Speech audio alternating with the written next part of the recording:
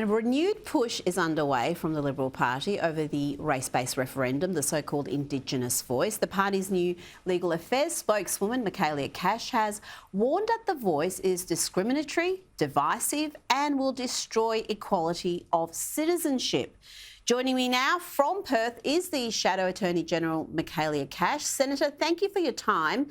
You say the voice will embed division based on race in the Constitution. How will it do that, and what is your message to the Australian people?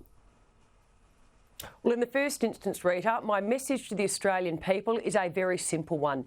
If you don't know how the voice is going to work, vote no. If you don't know, vote no. But why do I say that? Well, the voice is four things. It's risky, it's unknown, it's divisive, and on top of all of that, it's permanent. And in relation to the divisive nature, what Mr Albanese is doing is dividing this country on the basis of race. He is asking Australians to permanently enshrine in our Constitution the rule book that governs our nation, a right that 4% of the population have, 96% do not have it, and that right is based solely on their race to make representations in relation to absolutely anything, from submarines, as we've heard, through to parking tickets. And as Jacinta Nampijinpa Price says, we are one together, not two divided. And I say, shame on Mr Albanese.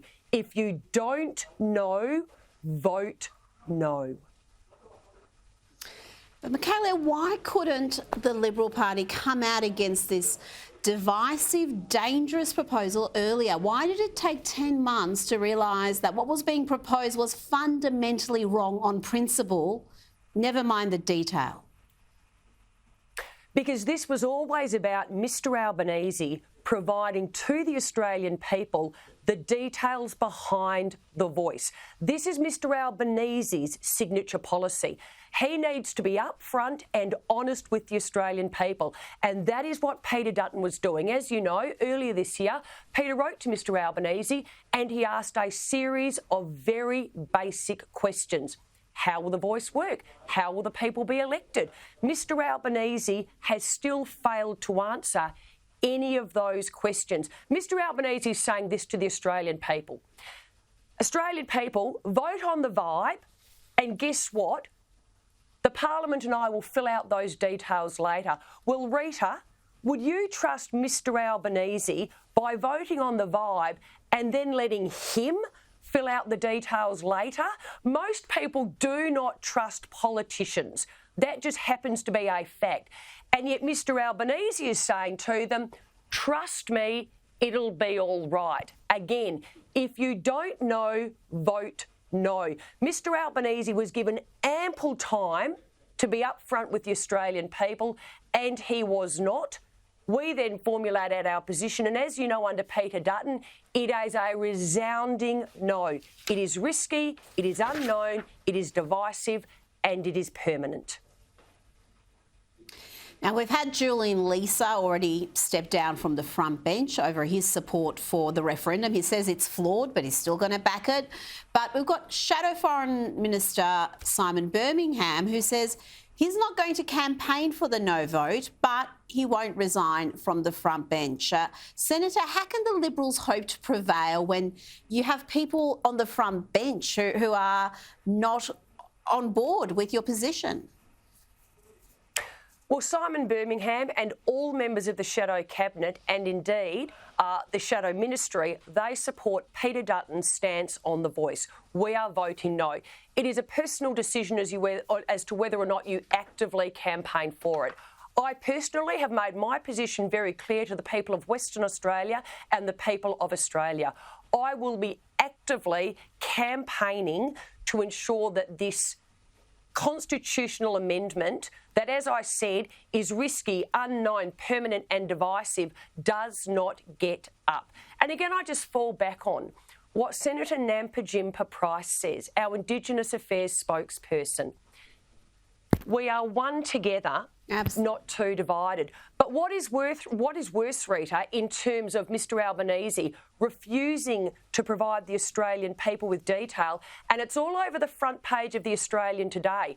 This is the first step in a three-part process: the voice, treaty, truth. Now, Mr Albanese should be upfront with the Australian people. This is not the end of the process. This is the beginning of the process. Voice, treaty, truth. The Australian people should be asking, well, how much is that going to cost us in the end? Well, we've got some indications of how much it's going to cost just at state level. We've got the treaty deals the Queensland government is considering. Correct. Oh, hundreds of millions. And these deals... Hundreds of millions. Absolutely. And we know they're basing these on what's been put in place in places like New Zealand and Canada. Yep. And it's caused all sorts of issues there, even in the early days. Are those really the models we should be following? No, they're not, Rita. And what Mr Albanese fails to recognise, and again, shame on him, all Australians want to see better outcomes for the Indigenous and Torres Strait Islander people in Australia. But this is not the way you do it. You do not seek to divide our country based on race and ask them to actually change the way that Australia is governed, because we are changing the rule book, and refuse to give them any details as to how this will be done. You know, Mr Albanese doesn't go to rural and regional and remote communities like those on the coalition side do. The last time I was in Laverton, I can tell you they were more concerned about getting Mr Albanese to restore the cashless debit card. It was his government that did not listen to the people in Leonora and Laverton. They were begging Mr Albanese, do not abolish the cashless debit card. Did Mr Albanese listen to their voices? No, he did not. But what is worse, he did the exact opposite as to what they're asking. You know, you tell me, how many cases of domestic violence will be solved by an elite group of people advocating via another layer of bureaucracy in Canberra? Well, I can tell you right now, a fourth layer of government will not make any positive difference. But guess what, Rita? It may well take a step backwards. An elite group of people in Canberra does not represent the voices of Indigenous and Torres Strait Islander people in remote and regional Australia.